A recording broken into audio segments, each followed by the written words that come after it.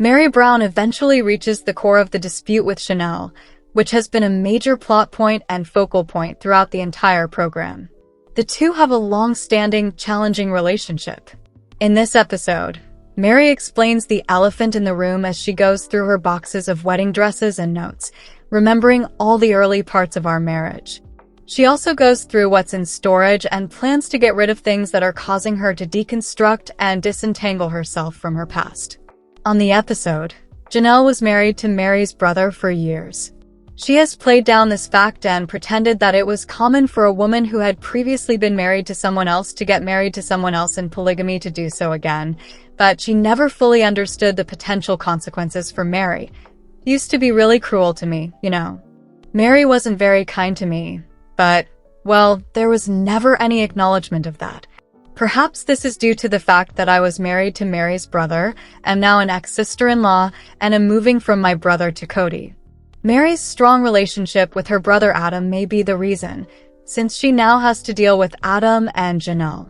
Additionally, Janelle has joined her family. Welcome to TLC Flicks, your ultimate destination for all things reality, drama, and binge-worthy moments. From shocking twists to behind-the-scenes secrets, however.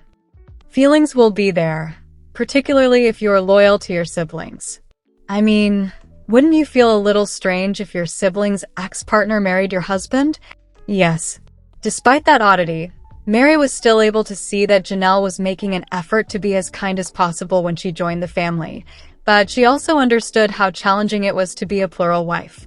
What Janelle did was have her mother place a diamond from her ring with her stepfather to Meri's clutter ring that she had purchased with Kody.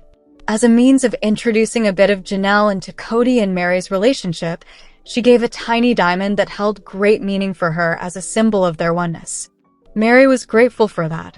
The strangest thing about how these two met, at least for Meri and Kody, is that they rented a house together after Janelle and Adam split up, and they lived with Janelle. During that time, they became friends, and Janelle began thinking about getting married to Kody or adding him to her family. Meri was unaware that these kinds of conversations were taking place. These feelings were developing, so when Kody added Janelle as a wife, it felt a little shocking because, just months earlier, he had been courting another woman with Meri, and that woman had decided not to join the family. Then, all of a sudden, Kody said, "Well, I'm going to marry Janelle," giving Meri no time to process the situation. Meri's polygamy unraveling was just one aspect of this episode. Christine's dismantling of polygamy was another aspect, speaking with David regarding the arguments they were having. I think it's obvious that Christine spent a significant portion of her life unable to disagree with others or feel comfortable expressing a different opinion. Therefore, even minor arguments such as David retaliating when Peyton described his life in terms of films and David responding, "That's not real," happened. It's not realistic. You must put your heart into it. It was really difficult for us to digest all of the trauma, so you need to use things like your own feelings. Christine then started to say, "Well, this is how we managed all of the pain as we escaped into fiction and watched films and books together." However, it's not even that serious of a conflict. It's actually that Christine feels compelled to manage her feelings, and she's dealing with a man who's letting her have different opinions. There's a back and forth, and it's crazy because how long will Christine have to put up with this? And that's where they really start talking about the harm that polygamy causes. Meri and Christine's overlapping narratives primarily focus on discussing the negative effects of polygamy, with Janelle being the only one in the entire show to genuinely defend it. Christine reminds Suki of the time David was interviewed about his marriage to her on a tell-all show. He said that Christine is extremely naive about the world because she was raised in a closed-off culture and cult where everything was very different from the outside world. As a result, her coping strategies, trauma management, worldview, conflict resolution, emotional regulation, and daily decision-making techniques are all predetermined. They are not required to think. The naivete is that they aren't allowed to experience many of the things that you and I out here would experience, such as choosing what kind of clothes we wear, what music we listen to, what kind of films we watch, what kind of friends we'll have, and what kind of beliefs we'll hold. It's difficult for them to have to come out into this world and deal with emotion. Everything is planned for them, after all. Every choice has been made. Everything is under control. People are nearly stunted as a result of that, and polygamy causes a great deal of trauma. In this episode, David did a great job of telling Christine, "Listen, I understand why you all lived the way that you did. I can appreciate that the trauma forced you to flee. I can appreciate how agonizing what you were going through was. However, Chris needs to feel his feelings if he wants to heal, if Peyton wants to heal, and if Peyton wants to feel connected. He is unable to use a movie quote to express how he feels. It's a means of distancing oneself from the emotions, which is extremely typical in trauma. Disconnecting from your body and experiencing a sense of dislocation is a common occurrence in trauma. For me, it's just a reminder to Christine that, hey, you're out, but what you guys were doing to survive inside was a survival tactic, and now you don't need to do that out here. As a trauma survivor, I understand that this is how you can feel, as feeling can be a disconnect from your trauma. You know, you can sense. In the chat between Christine and David, I discovered that he is pushing her to think differently, and that she is learning facts about the cult that she was unaware of. Meri's overlapping plotline is truly about how women are made to suffer, and are told that the more they suffer, the more blessed they are. They even delved into consent, and whether marriages and women even have a choice in this group. You weren't allowed to feel right when you hear these women's candid stories about what they went through, and how they had to suppress their emotions because they believed that fundamental human emotions like envy, rage, or sadness were somehow immoral. You are actually informed that all of those things will make you a better person, which is you, if you suffer. If you continue to suffer, it will make you even more godly and better in paradise, and you have to go through the suffering in order to get there.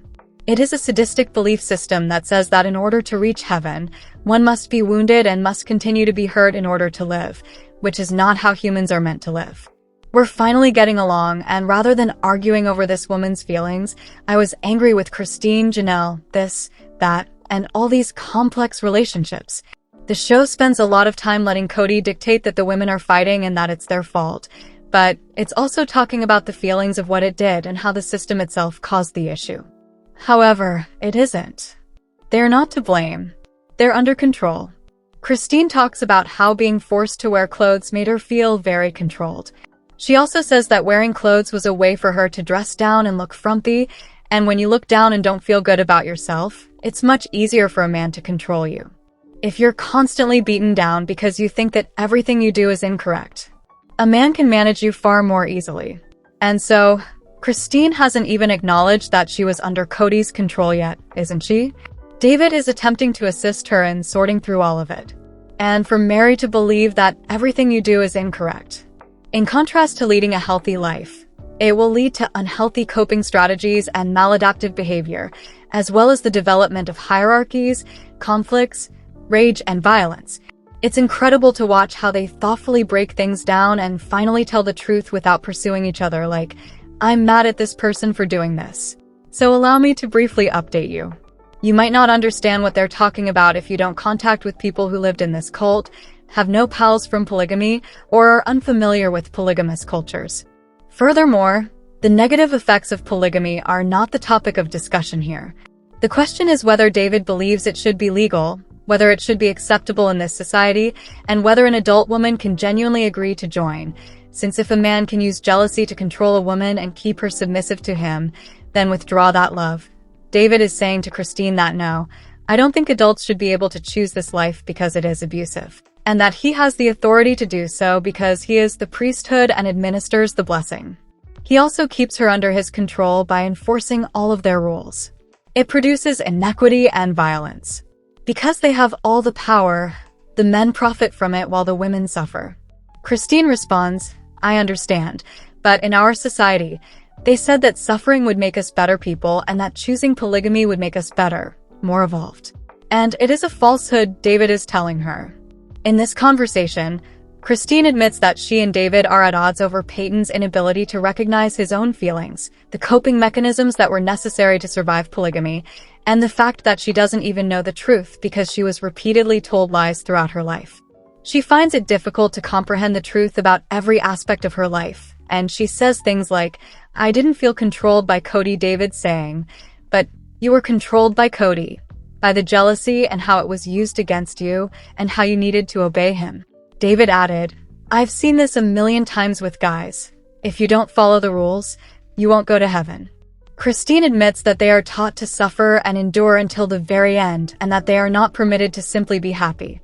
She must, in fact, confront all of the lies and remove them from her life in order to learn how to be in a healthy relationship and to acknowledge that, hold on a second, perhaps I was under Kody's control. Perhaps this shouldn't be allowed. The overlay of Meri stating the same thing suggests that women may not be able to provide their consent. Meri's words are as follows. Let's say you are Meri Brown and you have been married for a certain number of years. You continue to stay in your marriage because you have been taught that even if you suffer, you haven't fulfilled your dream since you will eventually reach paradise and receive all of your blessings. She said exactly that. Additionally, I would want to proceed just to be clear, I have been saying this for years. At one point, when Meri was still with Kody, she was still very much in the mindset that she responded to my assertion that suffering was a part of their belief system and that she stayed because it would bring her greater blessings. And she resisted it with such defiance. When she was asked about people saying that she was only doing this because she would go to paradise in season 6, she was incredibly defiant. "No, I want to do this," she replied. They're finally just admitting that everything we've been saying about the cult is accurate. And it's unfortunate that Janelle is a part of all of this. Additionally, her defense of polygamy in that sentence is heartbreaking because Christine and Meri are speaking the truth. We were harmed. We were under control. Janelle claims that they are using generalizations, and we were not let to feel. Comments, saying these things about David is risky, but when you compare them to what other people are saying, it only serves to highlight how disconnected she is from the world. Deconstruction is what this is. What we're observing is that. It's fantastic to hear children reach these realizations, and perhaps one day they'll understand that people like Kristen Decker, myself, and others who have spoken up aren't enemies. We were only speaking the truth. It's encouraging to see them confront the reality at last, but it still pains me that Janelle is unable to recognize it in spite of all of that. That concludes this episode. In a moment, we will discuss the other component. Tell me what you think. In recent years, Sister Wives viewers have witnessed 3 of 4 of Kody Brown's marriages end in divorce, and it appears that his relationships with a number of his adult offspring aren't doing any better either. Janelle Brown, Kody's ex, claimed on this week's episode that her daughter Madison hasn't spoken to her father in years. Janelle made a startling response when questioned on the show if Maddie had informed Kody that she was expecting her 4th child with husband Caleb Brush. No, Maddie doesn't actually disclose her pregnancy to him. They haven't communicated in a while, but he'll find out, Janelle added. Most likely 2 or 3 years have passed. Janelle made a startling response when questioned on the show if Maddie had informed Kody that she was expecting her 4th child with husband Caleb Brush. No, Maddie doesn't actually disclose her pregnancy to him. They haven't communicated in a while, but he'll find out, Janelle added. Most likely 2 or 3 years have passed. Janelle has already brought attention to the troubled ties between Kody and his kids. She stated, Kody is estranged from 90 to 95% of his children, in a Sister Wives episode that aired in December. Events don't truly want him. Regardless of who he brings or does not bring, he's not coming. Maddie has also not been afraid to express her position to her father. She claimed to have lost touch with Kody in a 2024 episode of her podcast, The Authentic Society. She claimed at the time, he doesn't respect boundaries, and you have to play by his rules, and I just don't care to do that. Since she's a straight shooter, she said, she didn't always give Kody precisely what he wanted to hear, and it appears that he didn't take it well. There was a lot of anger, and he would say, that's not true, and I'm like, it is true, Maddie continued. I can personally attest to this. I always receive messages saying, you should just respect and forgive your dad, Maddie remarked. Because your experience with your dad may differ greatly from mine with my dad, I'm saying, I don't think you know what you're talking about. Let us know in your comments. And stay tuned by subscribing our channel to get more updates like this. Thanks everyone.